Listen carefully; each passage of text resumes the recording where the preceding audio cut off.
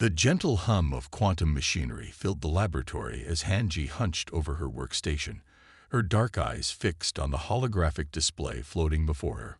Outside the reinforced windows of Earth's International Space Academy, the setting sun painted Singapore's skyline in brilliant orange hues. But Ji barely noticed. She was lost in her calculations, her mind racing through possibilities that her professors had dismissed as impossible. At 19, she was the youngest student ever admitted to the Academy's Advanced Propulsion Division. While her peers spent their evenings socializing in the floating gardens or attending virtual reality lectures, Ji preferred the solitude of Lab 7, where she could work on her theories undisturbed. "You're still here." The voice of Dr. Choi broke through her concentration. The elderly physicist stood in the doorway, his lined face a mixture of concern and curiosity. "It's past midnight, Ji." She straightened up, her back protesting after hours of being bent over the workstation. "I've almost cracked it, Dr. Choi. Look at these numbers." Her fingers danced through the hologram, pulling up streams of data. "If we can merge the quantum tunneling effect with our current fusion drives, we could achieve speeds that—" "Gee," Dr. Choi interrupted gently. "We've been over this. Quantum effects can't be sustained at that scale. The energy requirements alone would." "But that's where everyone's thinking wrong." She jumped up, her enthusiasm making her forget her usual quiet demeanor. "We don't need to sustain the effect continuously. What if we could create microsecond pulses? Like skipping stones across a pond." Dr. Choi's eyes narrowed as he studied the equations floating in the air. Despite himself, he stepped closer. The energy would still tear any known material apart. "Not if we use a nested field configuration." She pulled up another diagram, showing a complex arrangement of overlapping energy shells. Each layer would absorb and redistribute the strain. "I got the idea watching soap bubbles in the shower." The old physicist's silence spoke volumes. Jai had seen that look before, the careful, measured expression of someone trying to find a polite way to tell her she was wrong. But this time, something was different. But she also knew something else, something that gave her the courage to keep working while others slept. The universe didn't care about academic credentials or years of experience. It responded only to truth, to equations that sang in harmony with reality's deepest laws. And somewhere in the dance of quantum particles and the roar of fusion flames, Jai had glimpsed a truth that others had missed. She worked through the night, fueled by determination and countless cups of synthetic coffee. The sun was rising over Singapore when she finally completed the last simulation. The results made her hands shake with excitement. It would work. The math proved it would work. Now she just had to convince everyone else. The first sign that something was different came when every electronic device on Earth flickered simultaneously. For 3 seconds, the world held its breath. Then they appeared, massive ships, each one larger than Earth's biggest cities, materializing in orbit like diamonds catching sunlight. Admiral Park Soo stood on the bridge of the EDS Horizon, Earth's flagship, as the alien vessels dwarfed his fleet. The Horizon, once considered humanity's greatest achievement in space technology, now seemed like a toy boat floating beside ocean liners. "Sir," his communications officer's voice wavered slightly, "we're receiving a transmission. It's being broadcast on all frequencies in every known human language." Park's grip tightened on the command rail. 20 years in Earth's defense force hadn't prepared him for this moment. "Put it through." The holographic display shimmered, and Park found himself looking at something that defied easy description. The being appeared to be made of living crystal, its form shifting and refracting light like a prism caught in sunlight. When it spoke, its voice was melodious, each word carrying harmonic undertones that made the air itself seem to vibrate. "People of Earth, we are the Galactic Coalition, a union of 200 spacefaring civilizations. We come in peace, seeking dialogue." The bridge crew remained frozen at their stations. Park maintained his composure, though his heart raced. "This is Admiral Park Soo of the Earth Defense Force. We welcome peaceful contact." The crystalline being's form shifted, creating patterns that somehow conveyed amusement. Your response is noted, Admiral. We request a formal meeting with Earth's leaders. Our scans indicate your United Nations building in New York would be suitable. Within hours, Park found himself sitting in the UN General Assembly alongside world leaders and military commanders. The crystalline being, who introduced itself as first speaker Lyre, stood at the podium. Two other alien species flanked it, one that looked like a collection of floating orbs connected by strands of light, and another that resembled a tall, elegant insect. We have watched your civilization's development, Lyre announced, its crystalline form casting rainbow patterns across the assembly hall. Your species has shown remarkable progress for its age. The Coalition offers Earth provisional membership, with full privileges to be granted once certain technological and social benchmarks are achieved. The UN Secretary-General leaned forward. What kind of benchmarks? Standard requirements. Unified planetary government, sustainable energy practices, basic interstellar travel capabilities. Lyre's form rippled. Though in your case, the last requirement may take considerable time. One of the orb beings floated forward, its voice translating as gentle chimes. We have examined your vessels. The attempt at fusion drives is admirable for such a young species. Park felt his jaw clench. The Horizon's engines were the product of humanity's finest minds, representing decades of scientific advancement. The insectoid being chittered softly. Perhaps we should show them our entry-level ships, the ones we use to train juvenile pilots. Laughter rippled through the alien delegation, though they tried to mask it as diplomatic courtesy. Park noticed Hanji, the young prodigy who'd recently shaken up the academy with her quantum drive theories, sitting among the scientific advisors. Her face remained carefully neutral, but her hands were clenched tight in her lap. We mean no offense, Lyre continued smoothly. Every species begins somewhere. The Coalition stands ready to guide humanity's development, though we recommend focusing on more achievable goals for now. The meeting continued for hours, with the aliens outlining their proposal for Earth's provisional membership. They offered limited access to their technological database, restricted trading rights, and observer status in Coalition affairs. In return, they wanted permission to establish diplomatic outposts and study human culture. As the session ended, Park overheard two junior officers discussing the alien ships. Did you see their hull design? It's like they're not even bound by the same laws of physics we are. They probably aren't, the other replied glumly. Face it, we're primitives to them, like cavemen with rockets. Park caught Ji's eye across the room. Instead of defeat, he saw something else in her expression: calculation, determination, and a hint of excitement. She was looking at the alien ships the way she looked at complex equations, not as insurmountable obstacles, but as puzzles waiting to be solved. Later, as the alien representatives returned to their ships, Park stood at the window of his office, watching their seamless ascent into orbit. Each vessel moved with impossible grace, defying everything he knew about space travel. His comm unit chimed. It was Je. Admiral, I need access to the sensor data from today's contact. All of it. Why? He asked, though he suspected he knew the answer. Because they just proved I was right. Her voice vibrated with suppressed excitement. Their ships, the way they move, they're using quantum fields. Different from what I proposed, but the basic principle is the same. We're not wrong, Admiral. We're just thinking too small. Park looked up at the alien ships glinting in orbit, their crystalline hulls catching the last rays of sunlight. Perhaps humanity's greatest advantage wasn't their technology, but their refusal to accept limitations, even those imposed by supposedly superior civilizations. I'll send you the data, he said. Make it count, G. Make it count. The message flashed across every screen in the International Space Academy. Galactic Coalition, ANMUNCE's Futuristic Adventures Space Warship Design Competition.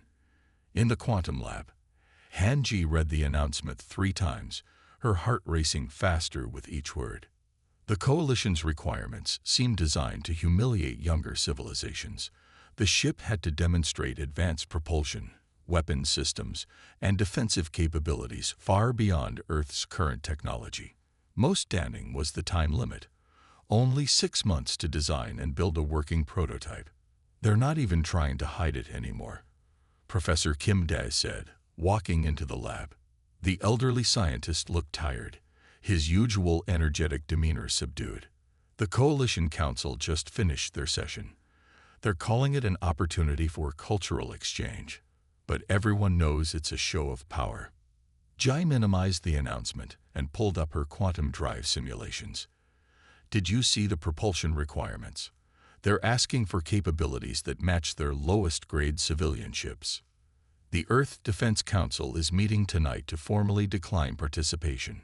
Kim sighed, settling into a chair beside her workstation.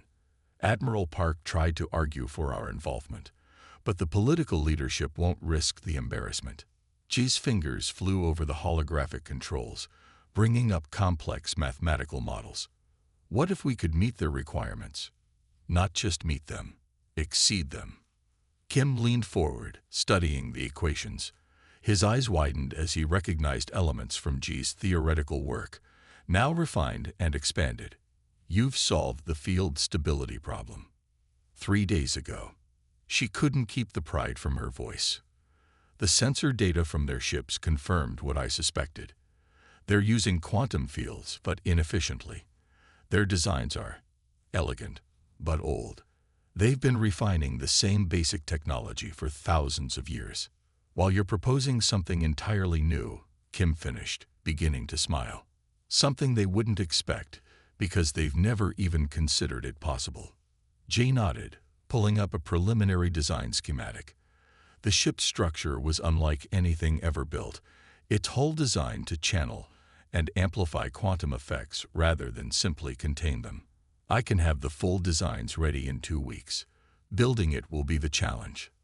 The Council won't approve it, Kim warned. They're too afraid of looking foolish in front of the Coalition. Then we don't ask the Council. Ji's voice was quiet but determined. The competition rules don't require government sponsorship. Any individual or private group can enter. Kim stared at her. You're talking about building a revolutionary warship without official approval. The resources alone would be. I have savings, Jai interrupted. And I know others who would invest in the project. Scientists, engineers, people who are tired of being patronized by the Coalition. It would be the end of your career if you fail, Kim said softly. The Coalition representatives already think humans are barely civilized. If you present an untested design that doesn't work.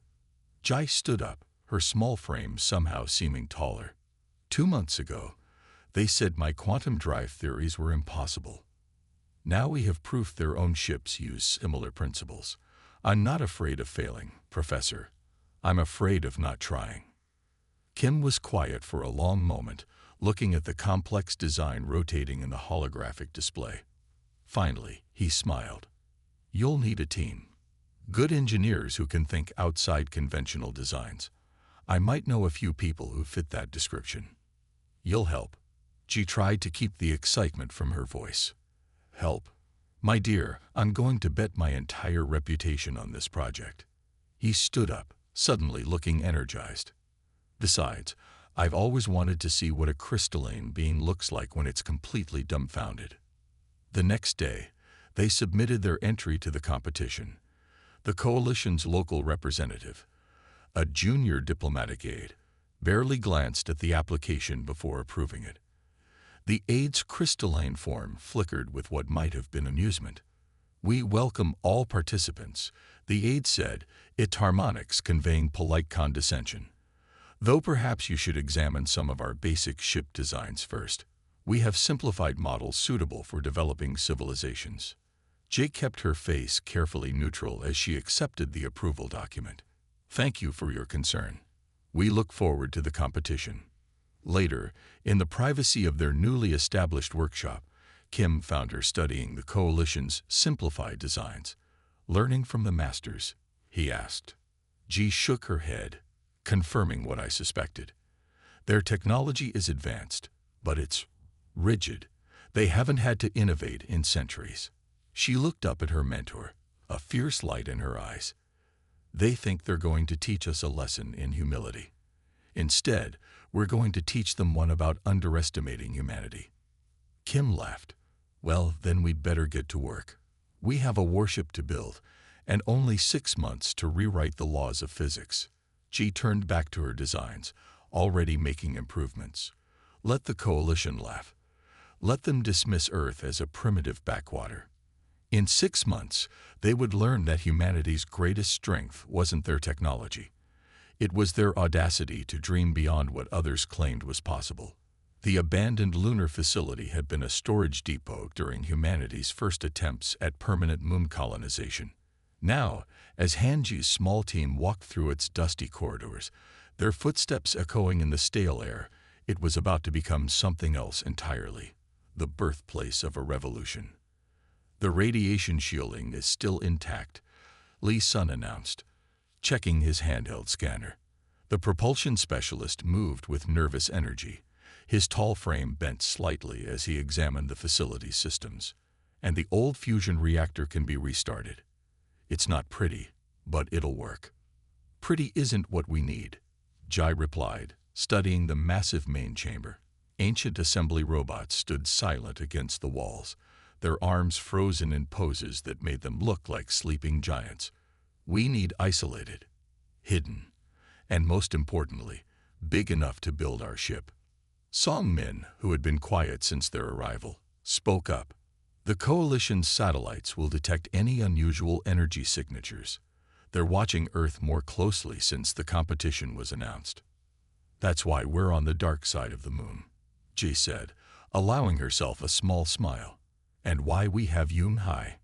The materials engineer was already at work, setting up small devices around the chamber's perimeter. My adaptive metal lattice will mask our energy signature, she explained, her hands moving with practiced precision. To their sensors, this facility will look like nothing more than an abandoned storage depot with minimal power for life support. Jai gathered her team in the center of the chamber. They were an unlikely group, all brilliant in their fields, all dismissed by mainstream science for their unconventional ideas. Lee Sun had been laughed out of 3 research institutions for his theories about biological propulsion systems. Song Min had nearly lost his career pursuing quantum teleportation. Yun Hai's work on adaptive metals had been called science fiction by her peers. We have 4 months, Jay announced, activating a holographic display of their ship design. The Coalition expects us to fail. They think we'll either give up or produce something primitive that will prove their superiority. The design rotated slowly in the air before them. Unlike conventional spacecraft, their ship drew inspiration from nature. Its hull would move like the skin of a cephalopod, adapting and changing in response to external conditions. The propulsion system incorporated principles observed in how fish move through water, translated into the vacuum of space. Lee, I need you to focus on the biomimetic propulsion integration. Song, the quantum field generators are your priority. Hai, everything depends on your adaptive metals working as theorized. Professor Kim will coordinate with our supporters on Earth for resources. As her team dispersed to their assigned areas, Ji walked to one of the chamber's viewing windows. Earth hung in the black sky, a blue jewel that seemed close enough to touch. Somewhere up there, the Coalition's massive ships orbited, their crystalline hulls glinting with reflected sunlight. The work began immediately. Days blurred into weeks as they brought the facility back to life. The old assembly robots were reprogrammed, their ancient systems updated with new protocols. Supplies arrived in unmarked shuttles, smuggled under the guise of routine maintenance missions to other lunar facilities. Lee Sun's workspace became a bizarre combination of shipyard and aquarium. He studied videos of octopi and manta rays, translating their fluid movements into engineering principles. Look at this, he would say excitedly, showing Ji how a squid's propulsion could be adapted for space travel. We're not fighting physics, we're dancing with it. Song Min turned an entire section of the facility into a quantum physics laboratory. Strange devices of his own design measured effects that most scientists didn't believe existed. The coalition uses brute force, he explained one day, showing Jai his results. We're going to use finesse. Yoon Hai worked with samples of her adaptive metal, teaching it to respond to both conscious commands and autonomous protocols. It learns, she demonstrated, running her hand over a piece that rippled like liquid mercury. Each piece becomes part of a larger consciousness. There were failures, of course, catastrophic ones. Twice they had to evacuate the facility when experiments went wrong. Equipment burned out, prototypes failed, and tempers flared under the stress of their impossible deadline. But there were victories too. The first time their quantum field generator maintained stability for more than a microsecond, they celebrated with contraband champagne. When Lee's propulsion system moved exactly like a manta ray in their test tank, he cried with joy. Professor Kim visited regularly, bringing news from Earth along with needed supplies. The coalition's representatives are asking questions, he reported during one visit. They're curious why we haven't withdrawn from the competition yet. Let them wonder, Jai replied, showing him their progress. The ship was taking shape in the main chamber, its hull a shifting marvel of Yoon's adaptive metal. It looked alive, even in its incomplete state. It's beautiful, Kim said softly, like nothing I've ever seen. That's the point, Ji told him, watching her team work. We're not trying to copy their technology. We're creating something new, something they never imagined, because they've forgotten how to imagine. As the deadline approached, they worked around the clock. The ship grew like a living thing in the heart of their hidden facility, each piece a testament to human ingenuity and determination. It wasn't just a warship they were building. It was a statement about humanity's potential. And somewhere above them, the coalition waited, unaware that in this forgotten corner of Earth's moon, a group of outcasts was about to change everything they thought they knew about human capabilities. The red planet Mars loomed large in the viewport as Han-Ji guided her ship toward the designated testing area. The morning calm moved with fluid grace, its adaptive hull rippling slightly as it adjusted to the solar wind. Around them, vessels from 200 different civilizations formed a grand arena in Mars orbit, their various designs reflecting their creators' technological philosophies. Final system check, Jay announced to her small crew. Lee's son monitored the biomimetic propulsion, while Song Min watched the quantum field readings.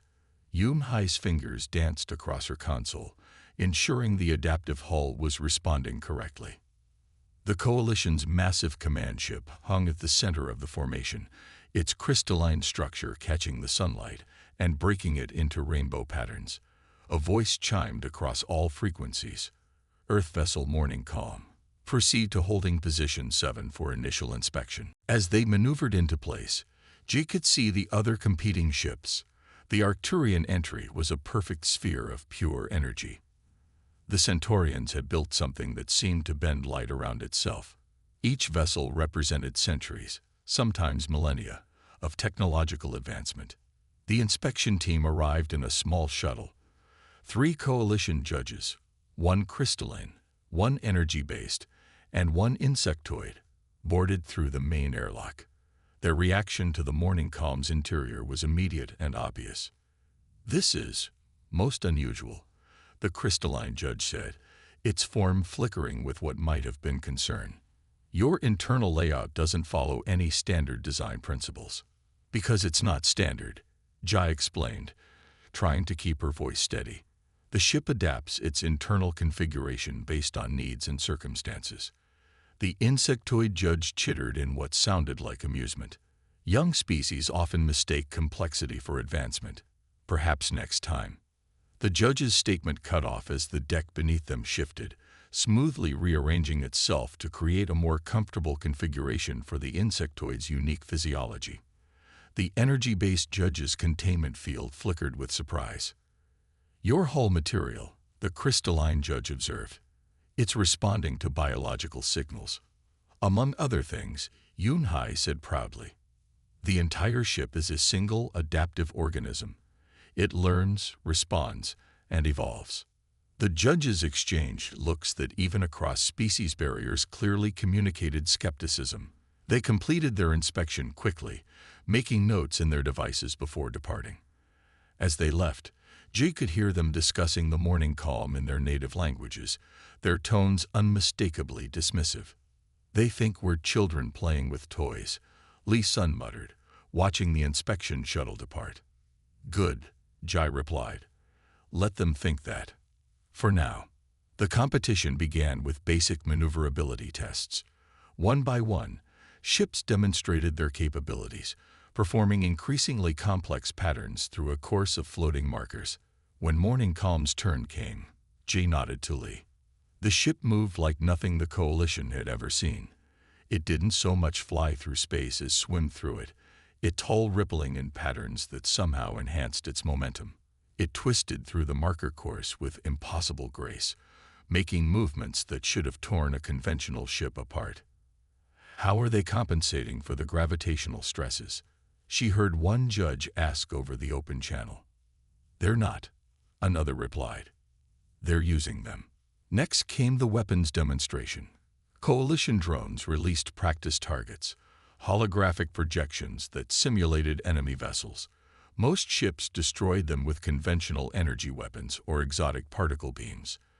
When morning calm's turn came, Jay looked at Song Min. "Show them what real quantum mechanics can do." The ship's quantum field generators activated. Instead of firing at the targets, morning calm created localized fields that caused probability itself to fluctuate. Target drones simply ceased to exist. Their possible locations collapsed into points of non-being. Silence filled the communication channels. The final test was defensive capabilities. Each ship had to withstand a barrage from Coalition weapons. Most vessels relied on energy shields or advanced armor. When the Coalition guns turned toward morning calm, G nodded to Yunai. The adaptive hull came alive. Each shot that struck the ship was absorbed, the energy redistributed through the living metal. More than that, the hull learned from each impact, becoming stronger, more resistant. By the end of the test, Coalition weapons simply bounced off. Their energy dissipated harmlessly into space. "Impossible," the crystalline judge's voice crackled over the comm. "Your technology level, your species development. This cannot." "Cannot what?" Jay asked quietly. "Cannot be possible. Cannot exist. Or cannot be coming from a species you dismissed as primitive."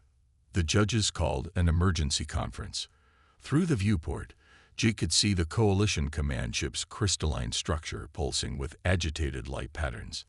After what seemed like hours, they received a transmission. "Earth vessel morning calm." The crystalline judge's voice was carefully controlled. "The Coalition requests a full technical briefing on your ship's capabilities." Jay smiled. "Of course. But first, I believe there was a competition to judge." As her crew waited for the results, Jay watched Mars spinning slowly below them. The morning calm hummed quietly, its living hull adjusting to the solar radiation, its quantum fields dancing just beyond normal spacetime. It wasn't just a ship. It was proof that humanity could dream bigger than anyone had imagined. "Whatever happens next," she told her team, "we've already won. We've shown them what humanity can do when we stop trying to copy their solutions and start finding our own." The Coalition's decision was about to be announced, but in many ways, it didn't matter anymore. The real victory had already been achieved. Humanity had proven they couldn't be underestimated. And this was just the beginning. Commander Ix stood in the Coalition's primary observation deck, all four of his crystalline arms crossed as he watched the morning calm perform its final demonstration. Around him, military experts from dozens of species muttered and gestured in their various ways, their attention fixed on the impossible ship moving through their most sophisticated defense systems as if they weren't there. Again, Ix commanded, his crystalline form pulsing with barely contained frustration. "Run the full combat simulation again." The Coalition's most advanced defensive systems powered up. Energy barriers strong enough to stop small moons shimmered into existence. Automated weapon platforms took aim with technologies perfected over thousands of years. Han-Ji sat calmly in Morning Calm's control chair, her small frame almost lost in the adaptive seat that moved with her. "Ready when you are, Commander," she said, her voice steady despite the arsenal aimed at her ship. The simulation began. Morning Calm moved like a dancer through space, its hull rippling and flowing. Energy barriers that should have been impenetrable simply failed to affect it. Weapons fire that could have vaporized conventional ships was absorbed, redirected, or simply ceased to exist as quantum fields collapsed probability waves. "Impossible," one of the Arcturian experts whispered, their energy form flickering with agitation. "They're breaking at least 6 laws of physics." "No," Lee Sun spoke up from his station. "We're just reading those laws differently." The propulsion specialist's hands moved across his console, adjusting the biomimetic drive systems. The ship responded by executing a maneuver that made several alien observers physically recoil. Commander X's crystalline structure vibrated with barely contained emotions. "Stop the simulation. I want answers. Now." Jay nodded to her crew. They had expected this moment. One by one, they explained their innovations. Lee Sun showed how they had adapted the movement patterns of Earth's sea creatures to space travel. Song Min demonstrated their quantum field generators, explaining how they manipulated probability itself rather than trying to brute force their way through physics. Yoon Hai revealed the secrets of her adaptive metal, which learned and evolved with each challenge it faced. "But how?" a Centaurian scientist demanded. "Your species hasn't even had space travel for a full century." "These concepts, these innovations, that's exactly why we could do it," Jai explained. "We didn't have centuries of established doctrine telling us what was impossible. We looked at the universe with fresh eyes." Commander X moved closer to the main viewport, watching as Morning Calm hung motionless against the backdrop of stars. "Do you understand what you've done?" he asked quietly. "You haven't just built a superior ship. You've made every defense system in the coalition potentially obsolete." "Not obsolete," Jay corrected. "Just in need of evolution. Like us, they can adapt, learn, grow." The implications rippled through the observation deck like a shockwave. Centuries of military doctrine, defensive strategies, and established technologies would need to be reevaluated. The coalition's technological superiority, taken for granted for so long, had been challenged by a species they had considered barely advanced enough to notice. "The Coalition Council will need to be informed," Ix said finally. "This changes everything." "That's what innovation does," Jai replied. "It changes things. Sometimes it changes everything." As various experts began detailed scans of Morning Calm, Jay gathered her crew in their ship's adaptive conference room. The walls shifted around them, creating a comfortable space that responded to their moods and needs. "They're afraid," Song Min observed, watching the coalition ships through a viewport that formed at his thought. "They should be," Lee Sun said. "We just proved that everything they thought they knew about space travel and combat could be wrong." "No," Jay corrected gently. "We prove that there's always more to learn, always new ways to look at old problems. That's what they're really afraid of. Not our ship, but what it represents. The idea that innovation doesn't care about age or experience or established doctrine." Outside, coalition experts continued their examinations, their instruments trying to make sense of technologies that approached problems from completely new directions. Morning Calm sat quietly, its hull occasionally rippling like the surface of a calm sea, its quantum fields dancing just beyond normal spacetime. Commander X approached their ship again, his crystalline form somehow conveying both authority and uncertainty. "The Coalition Council requests a full technical exchange. We offer access to our most advanced research facilities, our best scientists." "We accept," G said immediately, surprising him. "But not as students learning from masters. As equals, sharing knowledge and growing together." The commander was silent for a long moment. Then his form shifted, creating patterns that translated across species barriers as respect. Agreed. Perhaps we have as much to learn from you as you from us. As negotiations began for the technical exchange, Jed looked at her crew, the outcasts, the dreamers, the ones who had dared to imagine beyond the possible. They had done more than build a revolutionary ship. They had reminded an ancient coalition of spacefaring civilizations that the universe still held surprises, that innovation could come from the most unexpected places. And somewhere in Earth orbit, a young student was probably already working on something that would make morning calm look primitive in comparison. That, G thought with a smile, was humanity's real gift to the galaxy.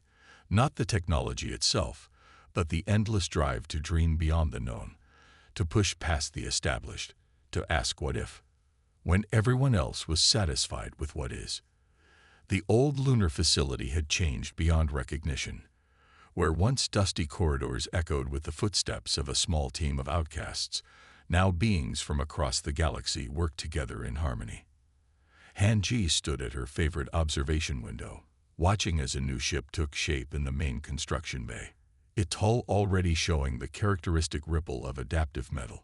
Still hard to believe sometimes, isn't it? Professor Kim Dae's voice came from behind her. The elderly scientist moved to stand beside his former student, his eyes bright as he watched the construction below. The facility had become Earth's first interstellar shipyard, a joint venture between humanity and the Coalition. Teams of human engineers worked alongside crystalline beings, energy forms, and dozens of other species. Each brought their own perspective, their own centuries of knowledge, now combined with humanity's fresh approach to innovation. The Coalition's High Council is arriving next week for the launching ceremony, Ji said, turning to her mentor. They're officially upgrading Earth's status to priority membership, 2 years ahead of schedule. Kim smiled. And to think they once called our ships quaint attempts at space travel. Below them, a group of Coalition engineers was studying the quantum field generators that Song Min had designed. The technology had evolved since its first implementation in morning calm, becoming more efficient, more powerful. But the basic principle remained the same, the audacious idea that physics could be persuaded rather than forced. Lee Sun's latest propulsion system test was successful, Jai reported, watching as workers installed biomimetic drive components. He's managed to incorporate movement patterns from deep-sea creatures we didn't even know existed until the Coalition helped us explore Earth's oceans. That's what makes this partnership so beautiful, Kim observed. We help them think differently, and they help us see our own world in new ways. The shipyard had become more than just a construction facility. It was a symbol of what could happen when civilizations set aside preconceptions and worked together. The Coalition had learned that their millennia of experience, while valuable, had also created blind spots. Humanity had learned that their greatest strength wasn't their technology, but their willingness to imagine beyond established boundaries. Yoon Hai's adaptive metal program has gone interstellar, Ji said proudly. 17 species are now incorporating her designs into their ships. They're calling it the biggest advancement in hull technology in 3,000 years. A new ship was beginning its first space trials, visible through the observation window. Its design clearly showed both human and Coalition influence, the fluid grace of Earth's sea creatures combined with the crystalline precision of advanced alien engineering. It moved like a living thing through space, its hull shimmering with possibilities. You know what the Coalition scientists said to me yesterday? Kim asked, his eyes twinkling. They said studying human history is becoming mandatory at their advanced institutes, especially the period from first flight to moon landing. They can't believe we did it in just 66 years. Jai watched as more workers arrived for their shifts, the facility operating around the clock to meet the growing demand for ships incorporating the new technologies. Humans and aliens moved among each other with easy familiarity, sharing jokes, solving problems, building the future together. We didn't just change ship design, she said softly. We changed how different species see each other, how they think about progress itself. The morning calm, now retired from active service, occupied a place of honor near the facility's entrance. Its hull still rippled occasionally, responding to passing energy fields. It stood as a reminder that sometimes the greatest leaps forward come not from refining old ideas, but from daring to imagine entirely new ones. Next month, the first Joint Human Coalition Deep Space Expedition launches, Kim said. Using ships based on your designs, they're going to explore regions of space no one has ever reached before. And you know what the best part is? No one's talking about whose technology is superior anymore. They're too busy wondering what they'll discover together. Jai smiled, watching the endless dance of construction below. Young human engineers worked confidently alongside ancient alien scientists, each learning from the other. In the construction bays, ships took shape that combined the best of both worlds, human innovation and coalition experience, creating something greater than either could have achieved alone. You didn't just build a better ship, Kim said, echoing his favorite phrase. You built a bridge between civilizations, and that bridge is leading us all to places we never imagined we could go.